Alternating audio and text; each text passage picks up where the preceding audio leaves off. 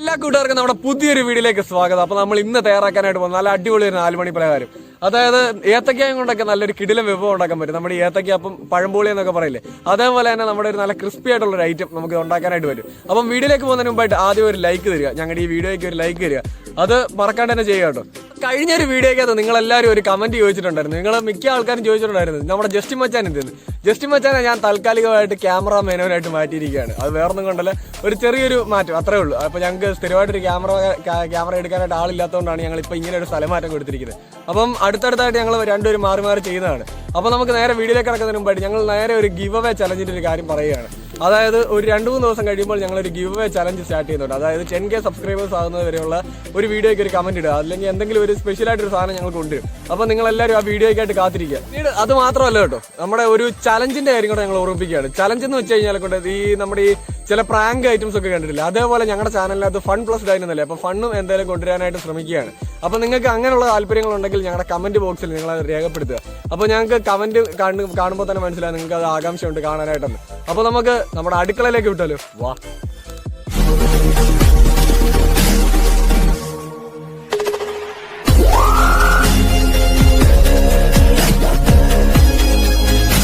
നമുക്ക് ഇതിനായിട്ട് നല്ല വൃത്തിയായിട്ടൊരു ബൗൾ അങ്ങോട്ട് എടുക്കാം. ബൗൾ എടുത്തതിന് ശേഷം ഒരു 150 ഗ്രാം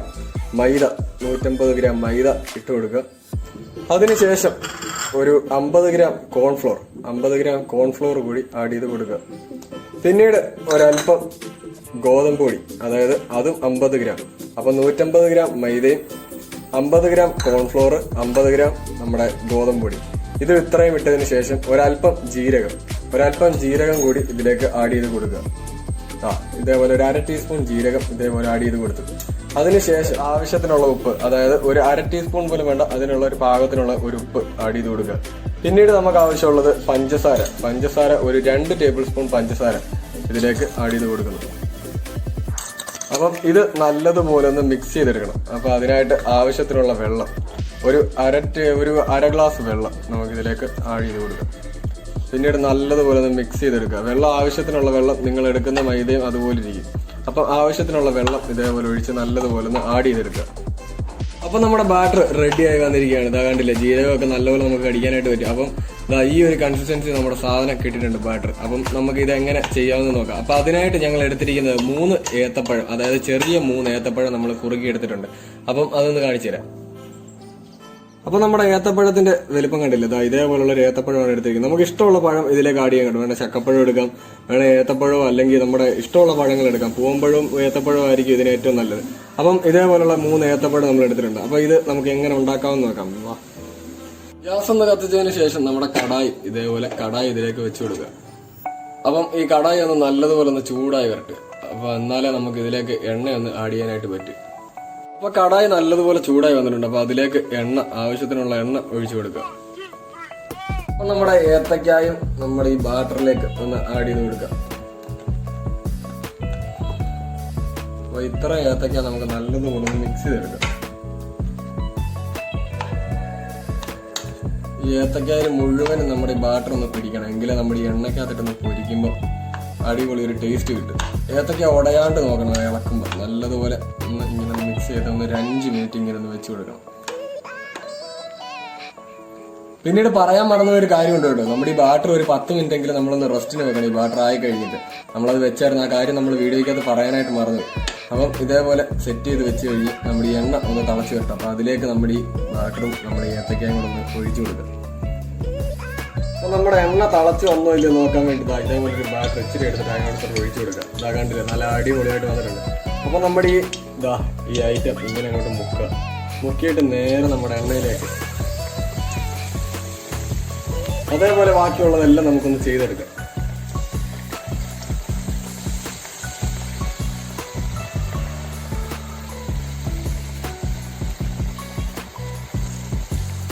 പിന്നീട് ഒരല്പം ഇതിന്റെ മുകളിലേക്ക് ഇങ്ങനെ അങ്ങോട്ട് ഒഴിച്ചങ്ങോട്ട് കൊടുക്കുക.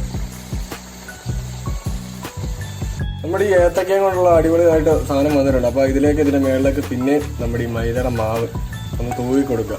അപ്പോഴാണ് ഇതിന്റെ ടേസ്റ്റ് പിന്നെയും വർദ്ധിക്കുന്നത്.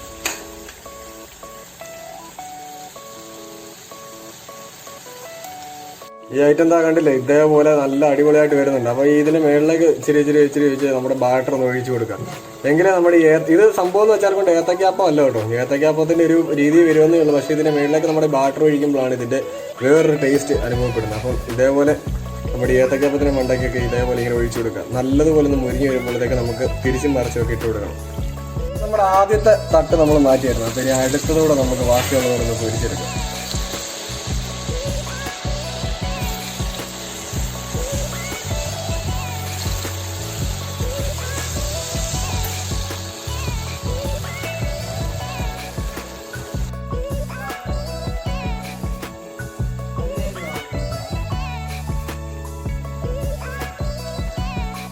ഇതാ കണ്ടില്ലേ, നല്ല അടിപൊളിയാണ്. ഇതാ മറ്റേ ബാറ്റർ ഒഴിച്ച് കഴിയുമ്പോൾ ഇതിന്റെ മേളിലൊരു ഫീൽ, വേറൊരു ഫീൽ തന്നെ കിട്ടും. അപ്പൊ ഇതൊന്ന് നിങ്ങൾക്ക് തരട്ടെ. അപ്പൊ ഇന്ന് കഴിച്ചു. ഇതാ കൊതി ഇടുന്നതല്ലോ കേട്ടോ, നമ്മളിത് എന്തായാലും ഒന്ന് ടേസ്റ്റ് ചെയ്ത് കാണിക്കാം. ആ കടിക്കുമ്പോൾ ഒരു കറുമുറ ഫീൽ ഉണ്ടല്ലോ, കിടിലോ. ഇത് വേറൊരു തരം ഫീൽ തന്നെ കിട്ടും. നമ്മുടെ ചായയോടൊക്കെ ഉണ്ടെങ്കിൽ നല്ല അടിപൊളിയായിരിക്കും ഇത് കഴിക്കാൻ വേണ്ടി. അപ്പോൾ ഏത്തക്ക ഉണ്ടെങ്കിൽ നിങ്ങൾ വീട്ടിൽ തന്നെ ഇന്ന് തന്നെ പരീക്ഷിക്കുക. ഏത്തക്ക എന്തുതരം പഴമാണെങ്കിലും നിങ്ങൾ ഇന്ന് തന്നെ പരീക്ഷിക്കുക. അപ്പം അടുത്തൊരു വീഡിയോ ആയിട്ട് വീണ്ടും കാണാം. അപ്പോൾ അതിന് മുമ്പായിട്ട് ഞങ്ങളുടെ ചാനൽ മറക്കാണ്ട് തന്നെ സബ്സ്ക്രൈബ് ചെയ്യുക, കൂടുതലുള്ള ബെല്ലൈക്കൺ കൂടി എനേബിൾ ചെയ്യുക. എങ്കിലേ ഞങ്ങൾ ഇടുന്ന ഇതേപോലുള്ള നല്ല നല്ല വീഡിയോസ് നിങ്ങൾക്ക് നോട്ടിഫിക്കേഷൻ ലഭിക്കത്തുള്ളൂ.